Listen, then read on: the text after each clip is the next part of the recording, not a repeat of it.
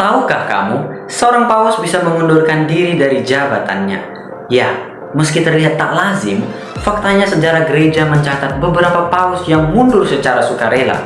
Bahkan ada yang diturunkan paksa dari tahtanya. Skandal, intrik, hingga pertobatan, semuanya pernah terjadi. Yuk, kita bedah kisah-kisah mengejutkan di balik pengunduran diri para paus.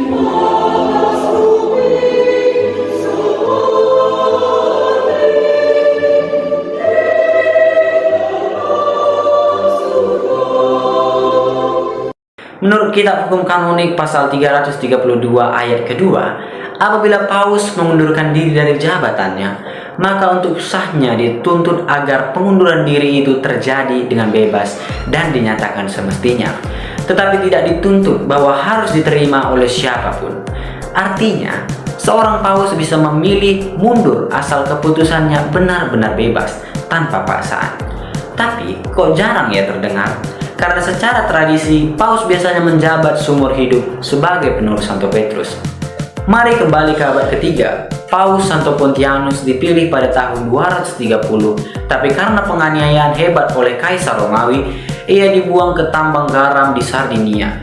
Di sana dia sadar, dia tak mungkin lagi mengembalakan umat. Jadi, ia memilih mengundurkan diri pada tahun 235 dan wafat sebagai martir tak lama kemudian.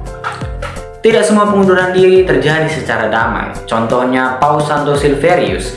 Ia diturunkan paksa oleh Ratu Theodora ketika menolak calon uskup pilihannya. Ia dibuang ke pulau terpencil dan meninggal di sana. Lalu Paus Santo Martin ke-1, ia melawan ajaran sesat monoteletisme.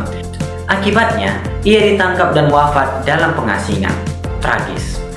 Kalau yang satu ini seperti sinetron, Paus Benediktus ke-9 jadi paus 3 kali.